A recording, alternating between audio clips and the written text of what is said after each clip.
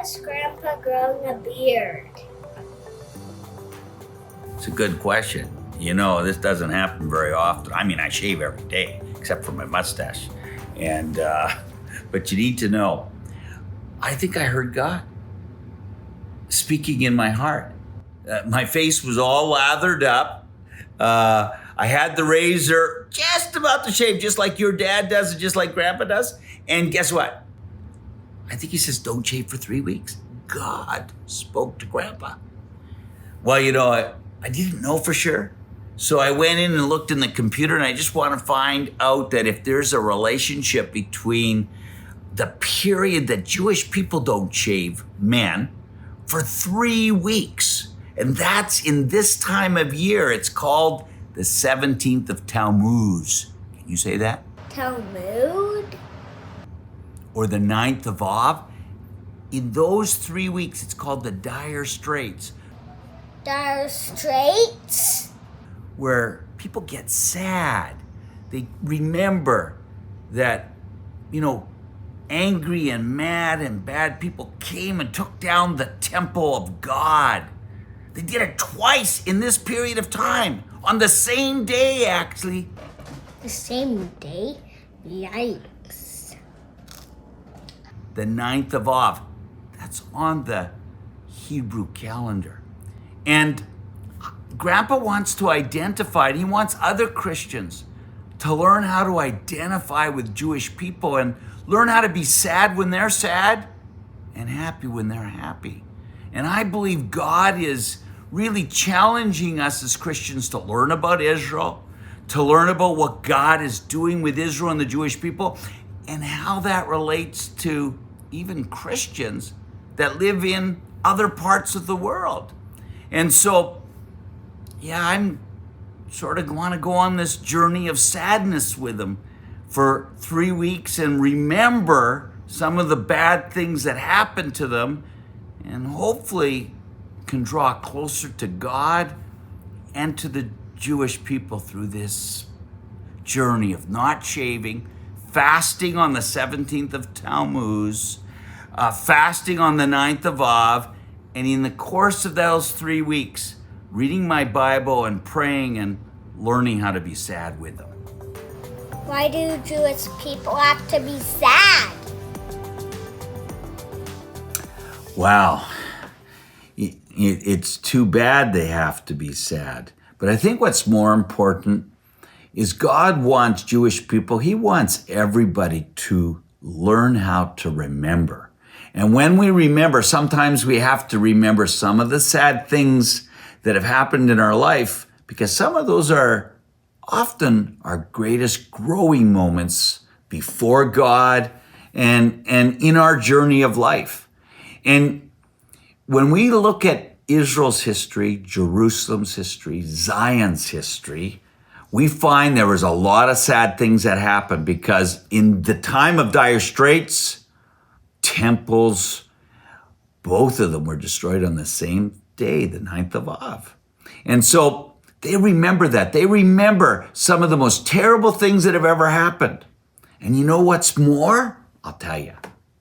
They read certain scriptures at this time to help them understand, to remember, to mourn. And I think as Christians, we can learn a lot from Lamentations chapter 1 in the first 3 and 4 verses. And I'm going to read them right now.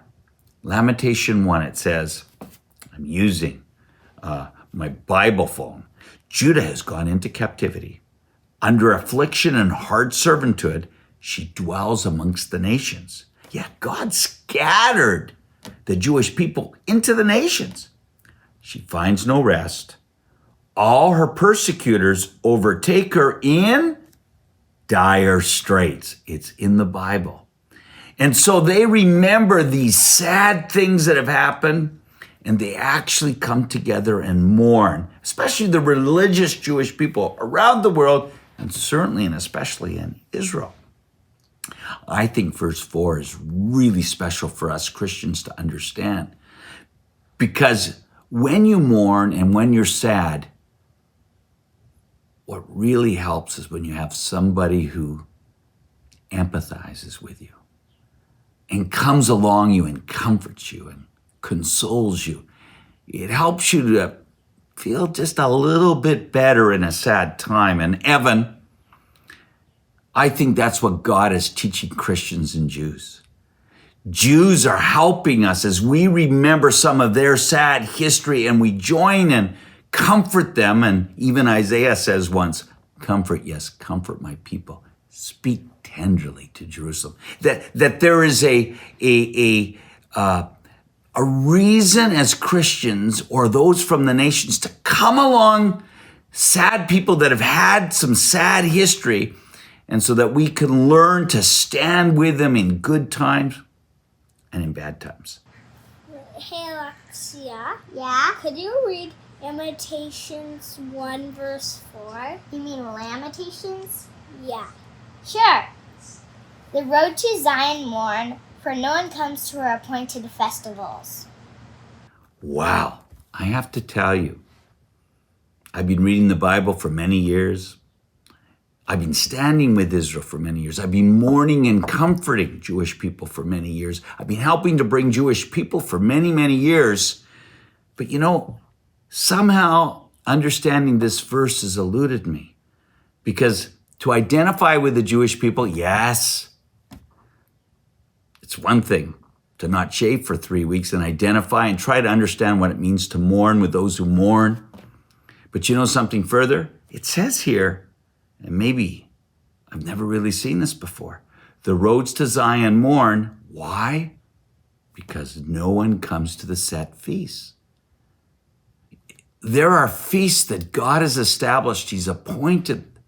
We read about it in Leviticus 23, and it's like, I don't think God just wants the Jewish people to celebrate it all by themselves. He wants us to ultimately join in their celebration. You know what it's like if you would have a birthday party and nobody would come to your party? That'd make you sad. Yeah, that would make me sad. Well, it's like, why is Israel mourning? Why is Zion mourning? Why is Jerusalem mourning? Well, because God gave them this ability to put on a big party, and they're putting on the party, and the guests, for whatever reason, have decided not to come. I think we've got to change that, and I think those opportunities, especially for those of us who know Jesus, because he wants us to know the family that we've been adopted into. And we can do that by knowing what Jesus celebrated, knowing when Jesus got sad, knowing what the Jewish people, when they celebrate, and knowing when they get sad, and to join them. And I think where there's opportunity for any of us as Christians to learn about the set times, the appointed times of the Lord, and even some of the Jewish traditions that we can stand with the Jewish people in good times or bad, I want to encourage you during these dire straits, so we might be a people that can give them hope. More sad news. On August 6, 2022, the 9th of Av, missiles start raining down on Israel again. Oh, we need to pray. Okay, 2 things. First, Christians need to get on God's calendar, the Hebrew calendar. 2, we need to pray for Israel day and night, not just on dire straits. Grandpa, does everyone have to stop shaving? Oh, good question, Evan. But no. That's only something that I felt God speak to me personally to do this year during dire straits. Does that make any sense? Yeah.